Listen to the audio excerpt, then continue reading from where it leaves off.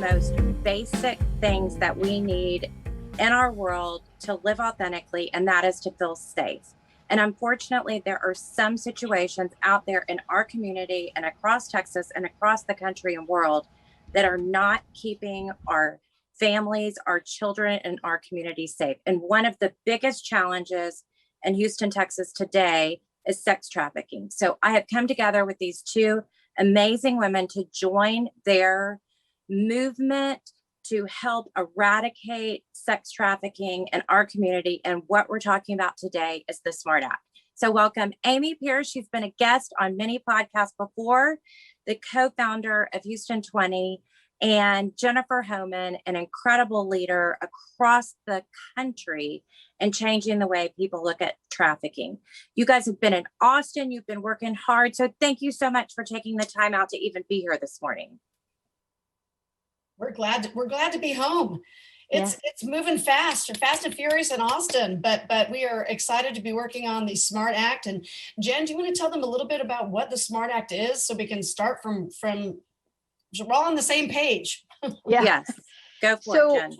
So in the fight to end human trafficking, or at least combat it a lot, what most people need to understand is that pornography is happening in strip clubs, and in strip clubs is where human trafficking is happening.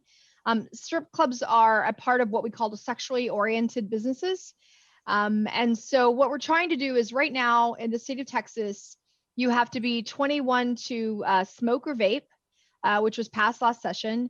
You have to be 21 to gamble, and you have to be 21 to drink alcohol. However, only 18 years old to be sexually exploited in a strip club or sexually oriented business. And so what we know, some of the data and the medical data behind and the mental data behind why the standard age for gambling, drinking, and smoking and vaping is 21 is because the brain is just not physiologically developed enough to understand risk and the ramifications, and being able to assess what cause and effect is at that level and what type of trauma could be potentially posed in these types of establishments. We're not trying to put out of business legitimate businesses. That's fine, and we know that there is a group of sex workers. There are numbers of sex workers in this space, but what we're trying to do is ensure that we give these girls. Amy loves this comment. We learned it this week. Is give these girls 3 years of just a little bit more grace, and these boys to make the decision on whether or not that's the type of lifestyle or career that they want, where there is potential opportunity for sexual assault, rape, illegal drugs, underage alcohol, and all the different secondary societal effects that exist in sexually oriented businesses. And Amy, I know you always have some good commentary on kind of what we're trying to do as well, what it is. Well, and it was really interesting, and we'll get more into what has happened in Austin, but we've had the opportunity to talk with, when we had witnesses get up and survivors get up and speak about their experiences. And so often their trafficking situations started with their employment in a sexually oriented business. And often they've said, you can be underage and it's very alluring. You can make money fast. You can make good money really fast. And think about it, when you are, and you can make a 15-year-old look like an 18-year-old with makeup very easily. And it's easy to get a fake ID, but it is very difficult to make a 14, 15, 16-year-old look like a 21-year-old. That is very difficult. So that's, again, the 3 years of grace. And if you think about it, making $500 a night or more, think of it. Can you imagine, Danae, when you were 15 or 16, $500? When we were that age, I was just trying to save up for Fleetwood Mac albums and Well, it's all the money in the world. It's so interesting because I was talking to Bella and her friends. She is 13 years old. And they came up with an idea that they wanted to move to Italy in the summer, and they wanted to work in a strip club as a bartender so that they could make a lot of money. So there is something in our music, our movies, our communities that tell these young women, even smart young women who have the world as an opportunity, that this is a good choice and a consideration. And that's what made me realize It is not just other kids. It is our kids and our community. What you Danae, just you said, make such a good point. I mean, let me just, we make such a good point, because what we learned in these strip clubs is we're finding 14 and 16-year-olds in there, like Amy said. However, what's also happening is when they don't have, what they do systematically, they will not put enough dancers for the night on the floor. And they'll be like, oh, we're missing staff. Like, we don't have enough people to be staff. So these waitresses and bartenders, they're like, oh, will you fill in because we can't get any other dancers to come? Oh, and you don't have to take off your shirt. And so they'll get up there and they'll start dancing. And then they'll have a guy go up and say, I'll give you $200 to take off your shirt. So it just literally lures them and grooms them into going and being, and then getting more comfortable. And then we've got a case right now with a young girl named Milana, who this law was basically named after, or this act that we want to turn into a law, who basically, the club comped 17 rounds of drinks for Alana to do this. Put her in a car knowingly, we have video, putting her in a car after she's completely wasted. She was only 18 years old. She just graduated out of high school. Put her in a car. She was so wasted, clipped the back and flipped the car. She was dead. So it's a grooming and luring process, just like human trafficking is inside these clubs. well, and Jen, you just, and a couple of words that just came out, glamorizing it on movies, making it look fun and wonderful and something exotic to do. And then Jen, you just said something, oh, can you get up just this once? But for you to not have trepidation and not be nervous about it, here, have a few drinks. Oh, just pop this one pill just to help you relax. It'll help you relax. But remember, they're only 18 at the most, and most likely they're even younger, that and then that is just the beginning. And most often, and often if they do start at 18 or younger, they stay for a long time. And it's at the beginning of drug addiction, alcoholism. And what we've got to remember, as you just said, Jen, she had just graduated from high school. My son did not turn 18 until his second week of college. Most of these 18-year-olds are still in high school. They're still in high school. So that's just something we've got to keep in mind. And then another thing, that so many of the kids that are doing this are from the foster care system. After they're 18, they age out and they need money. They think fast money, good money. It'll just be for a little bit, but they don't have the support system or the family system, Danae, which you had just said that so many of us have. And that's just the beginning. And as we know, and Jen, you're going to have to help me with my numbers. I want to make sure I get them right. But 60% of foster care children end up in the sex industry, 60%. And so often this is the door, this is the gateway of just getting them in. And then from there, they are trafficked. We know it. So this is, and I do want to add that this is a process we have been working on for years. And people listening will say, well, of course this is going to pass, but we tried. Jen, you explain to our audience that this is not a done deal just because it seems logical. It's not, Danae. Let me explain. When we first started working in this space, and you ladies were so helpful when we worked at the federal level to pass FOSTA-SESTA, right? I literally had never done any lobbying except for like the Chibok girls when they went missing, but it was very on the edge. What we have to do is go and read that Schoolhouse Rocks. Remember, watch the Schoolhouse Rocks. Yes, I'm just a bill. I'm just a bill. I'm just on Capitol Hill. Sorry. Right. Amy knows the song. And so you literally have to understand that's the formal process, Danae. In this particular bill, I'll give you an example, is John Clark started this bill in 2017. We've been in two sessions, 2017 and 2019. When you have an idea for a bill, you go and you take it to a legislator and either they write it or sometimes you can pay other people, attorneys, to write these bills. We had a constitutional attorney write this bill. It is a very solid bill. In fact, this concept was already passed in a bill in Louisiana. So the Cajuns have done it, right?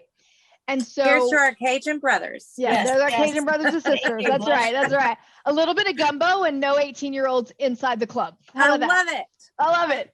And so, so then what happens is once the bill gets written, let's say, because we wrote this bill, we had this bill written ourselves, the Houston 20 helped fund it.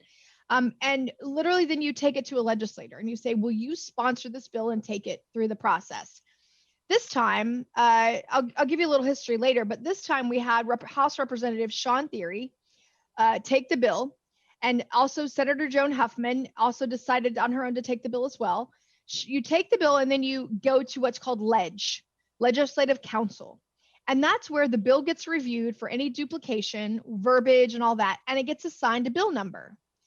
We've got 3 legislators now that have this bill. The numbers are HB 1655, which is House Rep Sean Theory, HB 2285, which is House Rep Tan Parker, and HB 3520, which is with House Representative Todd Hunter. And they get it out of ledge, understand the duplicative language, although multiple of them can file the bill. Tan Parker's is a little bit different. It has some language around DFPS facilities and childcare facilities being called no trafficking areas, or so we get more police in there. So that was a little bit different. But the other 2 bills are also a little bit different. Tan Parker and Todd Hunter's is you have to be 21 to be employed by a club, but only 18 to be on the premise. So what does that mean? Consumers or people that are going there can be 18. In Sean Theory's bill, which is our favorite bill, in a sense of the wording, is 21 to work there and 21 to be on premise. So it says if you're stepping foot on that property, you need to be 21 because there's a lot going on in there. You need to understand, right? So these 3 bills move forward. They all 3 have bill numbers. Then what happens is it gets assigned to a committee. Sometimes it never gets assigned to a committee, can die, right? When it does get assigned to a committee, this one particular bill was in the House was signed to the LAP committee, Licensing Administrative Procedure. It's chaired by the interesting name for the sexually oriented businesses. No, that's right. I know. The LAP committee. Anyway, LAP. go ahead. LAP. Oh, that's right. Lap dance. Oh my God. Okay. Yeah. That is, Amy, we never thought about that. You guys gotta incorporate that. Yeah. Jesus. Go for it. Anyways, wow, you threw me for a loop on that one today. And so then it goes to this committee. Now, the amazing Miss T, Sophronia Thompson, who is known as the human trafficking champion. This amazing woman has literally taught the legislature for the past 10 to 20 years what human trafficking is. If you look at her name and look at the bill, she's got human trafficking bill, human trafficking bill, human trafficking. She's amazing, right? She also always carries the human trafficking budget bill. So this is her committee, LAP committee. So it got assigned to Mrs. T's LAP committee as chairwoman. And then what Miss T did is put it in what's called a subcommittee. So it did get a hearing because it can go to the committee and never get a hearing. So she had a subcommittee for it, made up of 5 House reps. House Representative Drew Darby, House Representative Ana Hernandez, Art Fierro, Charlie Guerin, and the person that chaired that subcommittee was Dan Huberty, right? Chairperson here, Dan Huberty. So what happens is then once it gets signed to that subcommittee, it gets on the calendar for a hearing. So that's what we did on Friday, is went for its hearing. And then what you do is you put up a storyline of testimony as to why you support this bill or why you oppose the bill. So Friday was our hearing. I'll tell you I'll let Amy tell you how Friday went in just a minute, but let me finish the process. So then it goes to subcommittee, and then they have to do what's called voted out. So it has to be reviewed by the overall committee, the larger committee, which has multiple other representatives on it. And then it gets voted out of committee and gets scheduled on calendars committee to go to the floor. And that's when the bill gets presented on the floor by whatever House representatives bill moved forward, and then they debate it on the floor. All of this can be seen on TV. We can send you the links, and if you join the Texas Smart Act Army on Facebook, we will always post the links of all the different hearings that we're going to for this bill. So then once it hits the House floor, or the one in the Senate hits the Senate floor, they debate it. You close the door. Then what happens is after it gets out of the House, let's say it gets voted on. This particular bill in 2019 got voted unanimously on the floor, and it going over to the Senate. Unfortunately, last year we had some issues where the last minute on the House floor, literally at 11:47 p.m. in 2019, the last day of session, Representative Dutton out of Houston came and pulled what's called a point of order on this bill because we had attached it as an amendment to Ms. T's budget bill for human trafficking. He called a point of order and said there were two subjects in that bill, human trafficking and strip clubs or sexually oriented businesses. And because you can't have two subjects in a bill, he called a point of order and he killed it at 11:47 p.m. on the last day of session. We had no way to recover from that. And so it died in the House. In the Senate, it got voted 29-2, never got a hearing to move over to the House. So this bill got stuck. One got killed, one got never pulled over to the House, and it never moved forward. So now what has to happen is this has to pass out of the House over to the Senate. We have to have a strategy on how to get good senators to support this bill and push it forward. And then when it gets voted on in the Senate, then it goes to the governor's desk because it's moved out of both chambers. Okay, I'm going to have a perspective that's a fashion girl's perspective because my daughter's 13 and we just watched Legally Blonde 2. And she was trying to take a bill to the floor in Washington and get it passed. And the woman who started the bill ended up being the person that went and tried to tear it down because one of her donors decided they didn't like it. So, and it fell apart. So yes. I'm not asking you to talk about any names specifically, but there is this that happens in politics every day, that even the person that champions it, when it sounds like to our listeners that this is a shoo-in, why would any person possibly not want this to happen? That's why we're talking to you about it today, because it matters that representatives hear from their constituents, and it matters that they know what we care about. Ladies, take it from here. That's a loaded gun, man. I will say, it is hard because, and what you just said, in what happened in the movies, and we're talking about glamorizing this. One in the movie, one of her donors said, "I don't like this bill," and the entertainment industry is influential in Austin, and they don't like this bill. They want to sell the liquor. And they are donors to members but what I will say is, like you just said, we've got to remember we have a voice, and we elect these members, and they want to hear from us, and they need to hear from us, and they want to hear from us. They want to vote the way their district wants them to vote. Yes. So all they need to do is hear from us. And Danae, what we've done in all of our work on the anti-sex trafficking is we've likened ourselves, the Houston 20 work that we've done. We are the next MAD, Mothers Against Drunk Driving. We are protecting our children. We are trying to prevent sex trafficking. And so much of the prevention of sex trafficking is going after the demand. And that starts in these sexually oriented businesses. So what we have done, and Jennifer just mentioned the Smart Act Army on Facebook.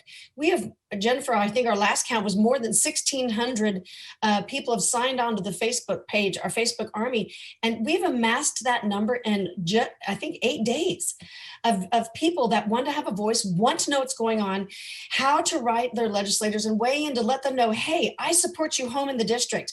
This is what is best for us in your neighborhood.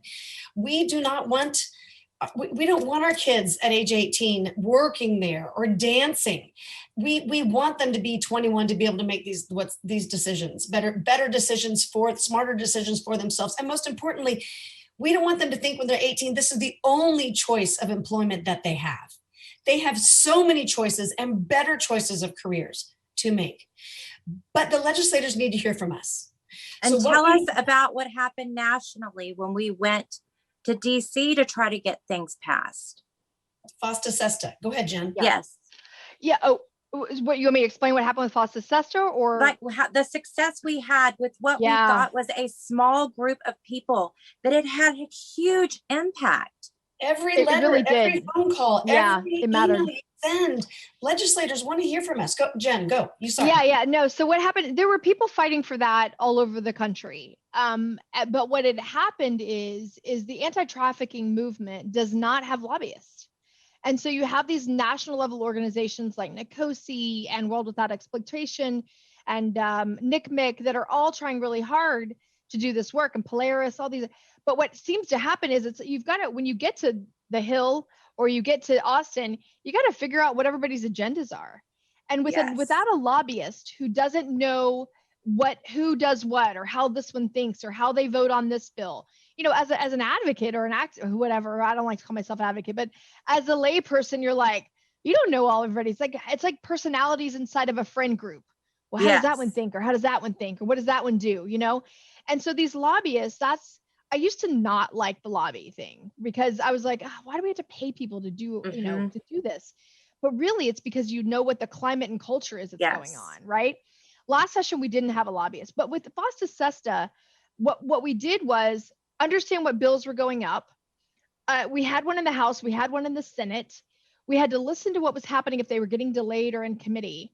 And then what we did is we learned while we were there that it takes only 25 calls at the federal level for a legislator to pay attention to an issue. And there are so many issues they're dealing with, and they are so not the master of all of those, right?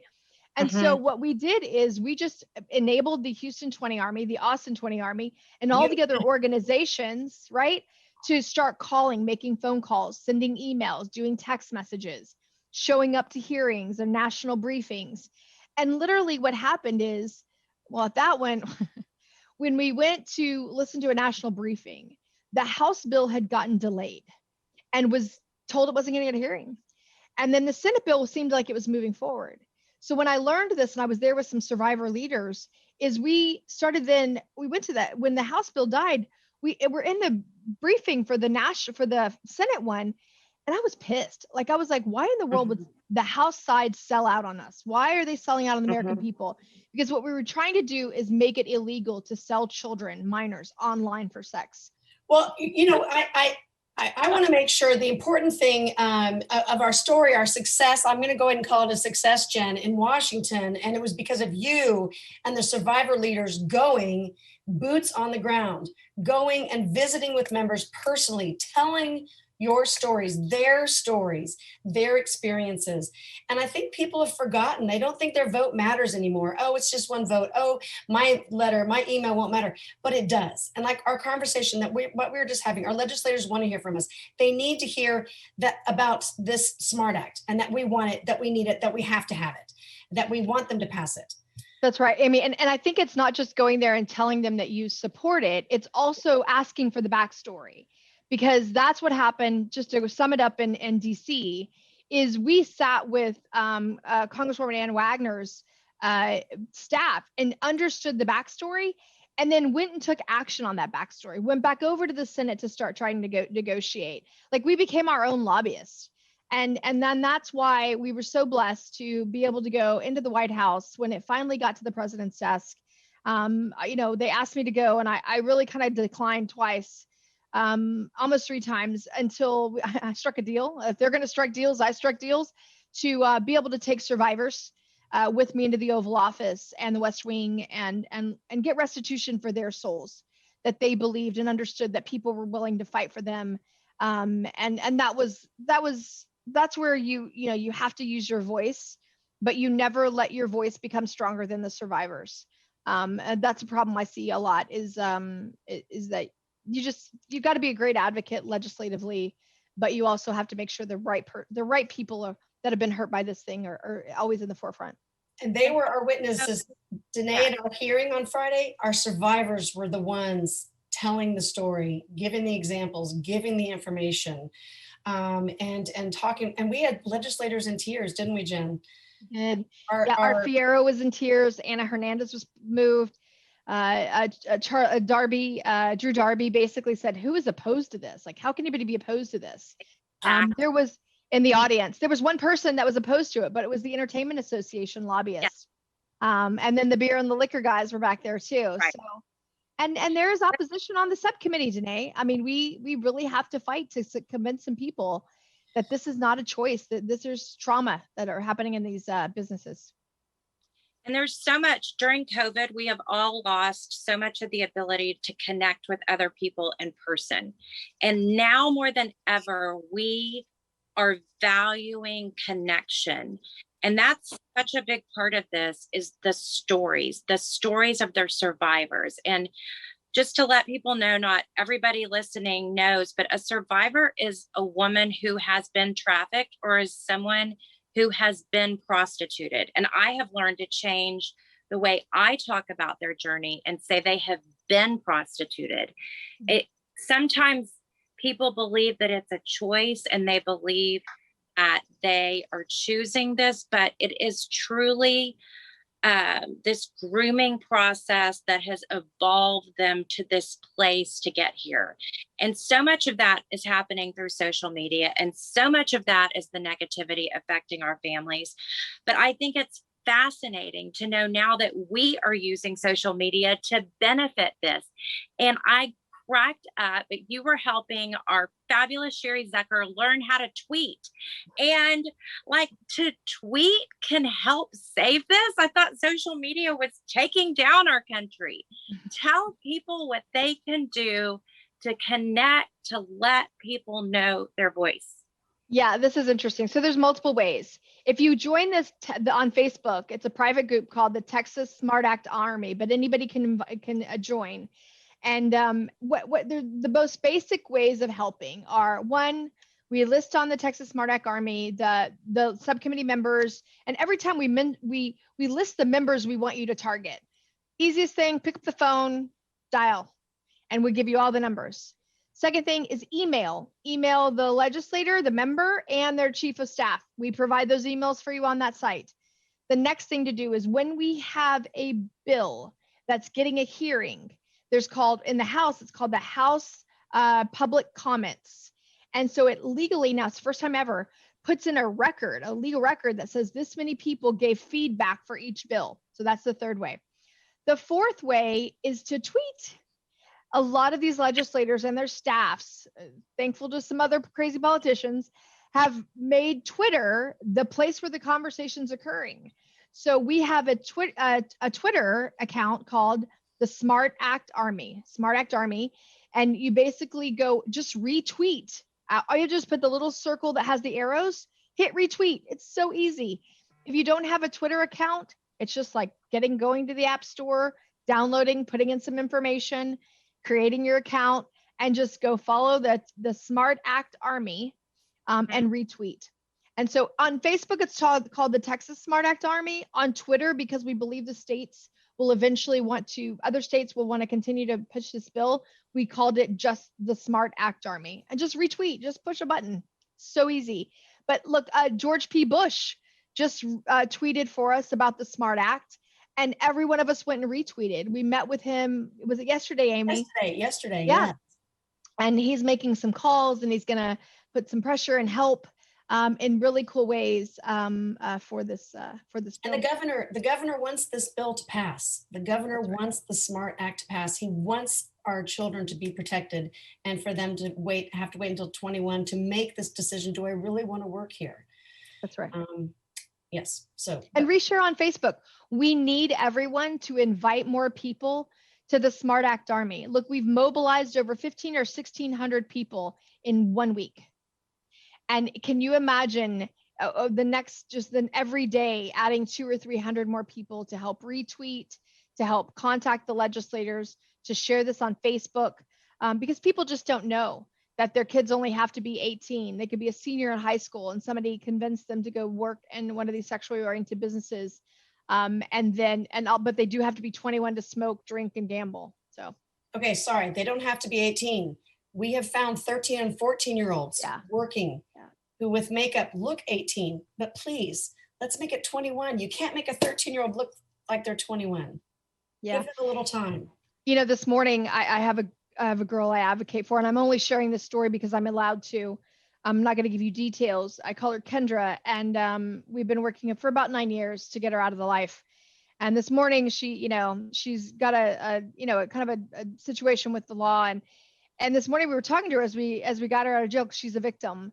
We got her out of jail, and we were talking about, she's like, well, Jen, she's like a daughter. And what are you doing today? And because we're going to spend some time together before she goes into a program.